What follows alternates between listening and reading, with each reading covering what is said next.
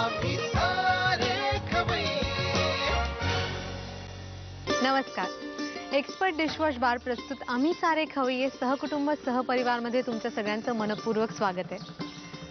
सहकुटुंब सहपरिवारच्या या स्पेशल एपिसोडमध्ये आज आपण भेटणार आहोत ते डोंबिवलीच्या सौ मनाली कांबळे यांना. त्यांना जाऊन भेटणार आहोत त्यांच्या देशमुख होम्स या सोसायटीमध्ये. आपण त्यांच्या परिवाराला भेटणार आहोत, त्यांच्या आई आणि त्यांचे मिस्टर यांच्याशी आपण भरपूर गप्पा करणार आहोत आणि बघणार आहोत ते आपल्याला काय छान छान पदार्थ करून दाखवणार आहेत ते. तर चला जाऊन भेटूया. तुमच्या कुटुंबाचं आमच्या परिवारामध्ये खूप स्वागत आहे. आम्ही सारे खवय्येच्या परिवारामध्ये. तुमच्या मिस्टरांची आणि आईची आम्हाला ओळख करून द्या. हे माझे मिस्टर विकास कांबळे आणि आई कमल कांबळे. अच्छा, आपण काय करता? HDFC बँकेत. HDFC बँकेत. आणि आई तुम्ही कुठे राहता? मी लोअर परेलला राहता. आणि लग्न होऊन किती दिवस झाले तुम्हाला? किती वर्ष? 3 वर्ष झाले. 3 वर्ष झालेली. मग रुळलात आता पूर्णपणे या कुटुंबामध्ये? हा, आता रुळले पूर्णपणे. माहेरचं तुमचं आडनाव काय? कांबळेच. कांबळेच. ते पण कांबळे. म्हणजे जास्त काही तुम्हाला फार फरक झाला नसेल. फक्त मग काही जेवणा खाण्याच्या सवयी किंवा तिकडचे रीतिरिवाज किंवा इथले काही वेगळे असं काही? जेवणाच्या पद्धती थोड्या वेगळ्याच होत्या. कारण इथे म्हणजे असं म्हणजे थोडं फिक्क खाणं, वरण भात आमटी पोळी वगैरे. पण इथे थोडं तिखट खावं म्हणजे लागलं. सासरी आल्यानंतर तिखट खाण्याची सवय करून घ्यावी लागली. बरं. आणि तिथे प्रचंड नाटकं होती खाण्याबद्दल, पण इथे सगळं खायला शिकले येऊन. अच्छा, लग्नाआधी काय नाटकं म्हणजे काय यांचे असायचे नखरे खाण्याच्या बाबतीत? म्हणजे खूप म्हणजे तिला पाहिजे ते पाहिजे. हा, पण म्हणजे तिखट नको असायचं अजिबात किंवा भाज्या ह्या नको त्या नको असं असायचं का? सँडविच, हे काय ते नूडल्स सटरपटर खाणं जे असतं ते जास्त. आणि मग इकडे आल्यानंतर पोळी भाजीवर जास्त पूर्ण कॉन्सन्ट्रेशन त्याच्यावरच. पोळी भाजी. हा, म्हणजे मिस्टरांना पण तेच लागतं का? नाही, ते तर प्युअर व्हेजिटेरियनच आहेत. त्यामुळे आणखीन वंदे झाले, कारण मी प्युअर नॉन व्हेजिटेरियन. अरे बापरे. मग इथे बनवत पण नाही तुम्ही ह्या घरामध्ये नॉनव्हेज? मग आईची तर नेहमी आठवण येत असणार तुम्हाला. आठवण येते, पण ती मला डब्बे इथे फाटवून देते. बापरे. लोअर परेल वरून डोंबिवली पर्यंत डब्बे येत जात असतात? ऑफिस लोअर परेललाच आहे आणि आई लोअर परेललाच राहते. त्यामुळे फ्रायडे, वेनसडे, संडे मला येतात डब्बे, पार्सल येतात. अच्छा, हे ठरलेले वार तुमचे आहेत. पण त्यांना आणायला काही प्रॉब्लेम नाही वाटत ना तुम्हाला? तर खायला आणि घरात शिजवायला नको. पण तुम्हाला नॉनव्हेज का आवडत नाही? का पहिल्यापासून कधी खाल्लंच नाहीये? सोडून दिलेलं आहे तुम्ही. अच्छा, तुमचं जेव्हा लग्न होऊन या घरी आल्या तेव्हा तुम्ही सगळ्यात पहिल्यांदा काय बनवलं होतं तुमच्यासाठी? पहिला पदार्थ कोणता बनवला होता घरी? जेवण बनवलं तुम्ही तेव्हा? ह्यांच्यासाठी असं साधं नॉर्मल जेवण. म्हणजे काही पोळी भाजी. आणि कसं बनवलं तर चांगलं? काय काही फजिती केली होती आणि तुम्हाला मीठ जास्त झालं होतं, साखर जास्त झाली होती, असं काही नव्हतं झालं? असा कोणता पदार्थ आहे का की जो तुम्हाला अजिबात आवडायचा नाही पण आता बायको करायला लागल्यापासून तुम्हाला प्रचंड आवडायला लागलाय, असं काही आहे? कढी भाजी का कढी भाजी? भजी. अच्छा, म्हणजे काय असतं ते आणि काय केलं तुम्ही वेगळं? असं काय केलं? चण्याच्या डाळीची भजी आणि नॉर्मल आपली दह्याची कढी असते ना, हा, ती त्यांना प्रचंड आवडते. आता खात नव्हते ते. मग तुम्ही आईकडनं शिकलात का? तुमच्या आईकडूनच शिकले. अच्छा, मग आई तुम्ही जेव्हा इकडे राहायला येता तेव्हा काही फरमाईशी असतात की नाही मुलीकडनं? हे बनव ते बनव. बनवून घेऊन यावं लागतं. काय? अच्छा, घरून बनवूनच घेऊन नॉनव्हेजचे डब्बे घेऊन येतात. पण असं व्हेज वेगळं किंवा तुमचे जे जावई आहेत ते काही असं तुम्हाला हे बनवा सासूबाई किंवा तुम्हाला तुमच्या ह्यांच्यात तुम्हाला काय आवडतं असं? व्हेज बिर्याणी. अच्छा, आणि मग आणखीन तुम्ही काय बनवता लेकीसाठी व्हेज मधले आवडीचे पदार्थ तिचे? पावभाजी. अच्छा, तुमच्या बरोबर तुम्ही एकटेच राहता तुम्ही का तुमची जॉईंट फॅमिली? नाही, आम्ही दोघेच राहतो इथे. अच्छा, त्यामुळे तुम्हाला सासू सासरे वगैरे असं जरा दडपण नाहीये ते जेवण बनवायचं. मग ते जेव्हा इथे येतात तेव्हा? उलट ते असले की माझी मजा असते, कारण ते सगळे नॉनव्हेज खाणार आहेत. इथे पूर्ण माझे वांदे होतात.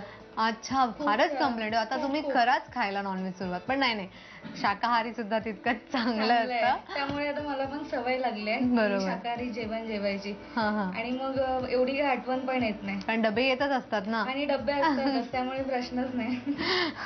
बरं, मग आता आईंपासून आपण बनवायला सुरुवात करूया. काय बनवणार आहात तुम्ही? भरलेली वांगी. मग याचं साहित्य सांगा मला. वांगी, कांदा, भाजलेले शेंगदाणे, टोमॅटो, भाजलेलं सुकं खोबरं, कोथिंबीर, लसूण, मोहरी, आलं, धने जिरेपूड, मिरच्या, मीठ, तेल, तीळ, लाल तिखट कशी सुरुवात करायची? काय हवंय तुम्हाला हे आधी? सर्व वाटून घ्यायचं. हे घ्या.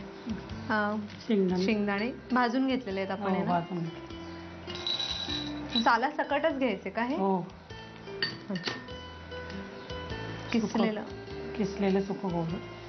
हे पण भाजून घेतलेलं आहे हो. बरोबर? खमंग भाजून. तुमचं तुमच्या जावयाबरोबरचं नातं कसं आहे आम्हाला जरा सांगा ना. म्हणजे फार गप्पा करतात ते का जरा अबोले आहेत किंवा तुमच्याशी ते जास्त कसे जास्त असतात? बोलत नाही ते. अजिबात जास्त बोलत नाही. जास्त बोलत नाही. मग तुमची काही तक्रार वगैरे नाही ना त्यांच्याकडे? तुमच्या मुलीला व्यवस्थित सांभाळून हो, घेतात ना ते? असा काही एखादा प्रसंग आहे का हो की जो तुम्हाला फार आवडला, तुमच्या जावयाने एखादी गोष्ट केली जी तुमच्यासाठी हे तुम्हाला धने आवडली? जिरेपूड. हां, असं काही आहे? असं आठवते काही सांगायला की त्यांनी काही केलं जे तुम्हाला आवडलं, खूप कौतुक केलं तुम्ही त्याचं? नाही. कधी असं काही सरप्राईज वगैरे दिलंय तुम्हाला की तुमच्यासाठी तुम्ही त्यांच्याबरोबर फिल्म वगैरे बघायला किंवा असं कुठे गेलाय का नाटकांना वगैरे? नाही. कोथिंबीर ते नंतर. अच्छा, हे नंतर हवंय. कोथिंबीर. वाटण अच्छा, करून घे. हे आपण मिक्सर मधनं वाटून घ्यायचं. साधारण पाणी वगैरे घालायची गरज आहे थोडंसं हो, का? थोडंसं थोडं पाणी. पाणी घालून हे वाटून घेऊया. ठीक आहे. हे सारण आपलं तयार आहे. आता वांग्यांमध्ये भरून घेऊया का? हो. हे घ्या. तुम्हाला चमचा हवाय की हाताने भरणार हाताने, तुम्ही? हाताने. हां, चालेल. मग तुम्ही कमी बोलता, तुमचे जावई फार कमी बोलतात असं तुमचं म्हणणं आहे, तर मग दोघांनाही चांगलंच होत असेल ना. एकत्र भेटता तेव्हा तेही बोलत नाही, तुम्हीही बोलत नाही, म्हणजे काही वादविवादच होत नसतील ना? हो.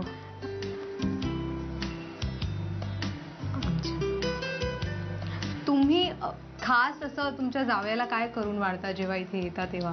पुलावा व्यतिरिक्त किंवा असे काही गोड पदार्थ आहेत की जे त्यांना फार आवडतात? तुमच्या घरचे म्हणा, तुमच्याकडचे, मुलीकडचे असे काही पदार्थ जे त्यांनी कधी खाल्ले नाही आहेत आणि तुम्ही करून घातलेत त्यांना, असं काही केलंय?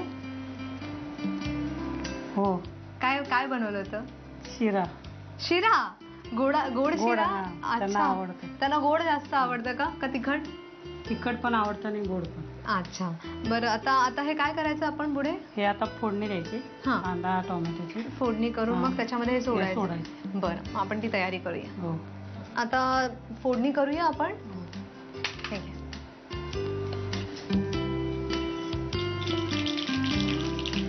काय देऊ आता? कांदा.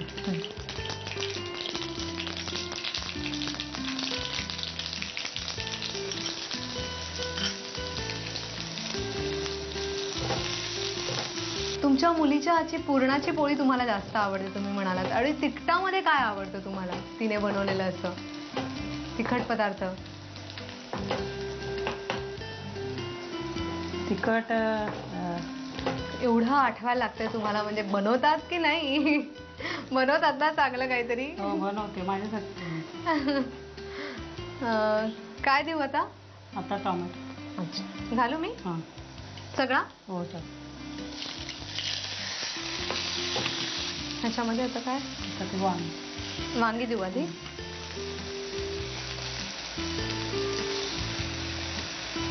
आणि हे तिखट वगैरे आणि नंतर? ते भाजलेला मसाला आहे ना. हो. तो देऊ. अच्छा, हा वरून टाकायचा का? आता लाल तिखट. लाल तिखट, झणझणीत भरलेली वांगी.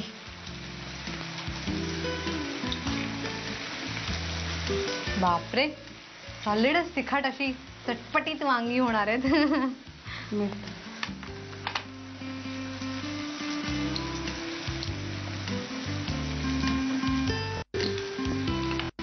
थोडंसं पाणी टाकायचं. हां, हे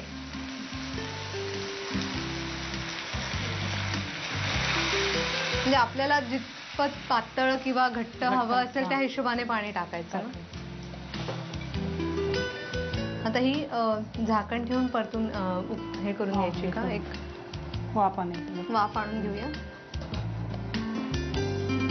ह्याला वाफ आणून घेतो आम्ही, तोपर्यंत तुम्ही साहित्य आणि कृती लिहून घ्या. भरली वांगी बनवण्यासाठी लागणारं साहित्य: वांगी, चिरलेला कांदा, भाजलेले शेंगदाणे, बारीक चिरलेला टोमॅटो, भाजलेलं सुकं खोबरं, कोथिंबीर, लसूण, मीठ, मोहरी, आलं, धणे, भाजलेल्या हिरव्या मिरच्या, तेल, तीळ आणि तिखट. कृती: प्रथम एका बाउलमध्ये भाजलेले शेंगदाणे, भाजलेलं सुकं खोबरं, लसूण, भाजलेल्या हिरव्या मिरच्या, धणे जिरे पूड, तीळ, आलं आणि कोथिंबीर घेऊन पाणी घालून मिक्सर मधून मसाला वाटून घ्यावा. वांग्यांना मधोमध चीर देऊन त्यामध्ये हा वाटलेला मसाला भरून घ्यावा. पॅन मध्ये तेल गरम करून त्यामध्ये मोहरी आणि कांदा परतून घ्यावा. त्यामध्ये टोमॅटो, भरली वांगी, वाटलेला मसाला, तिखट, मीठ आणि पाणी घालून वांगी वाफेवर शिजवून घ्यावी. आम्ही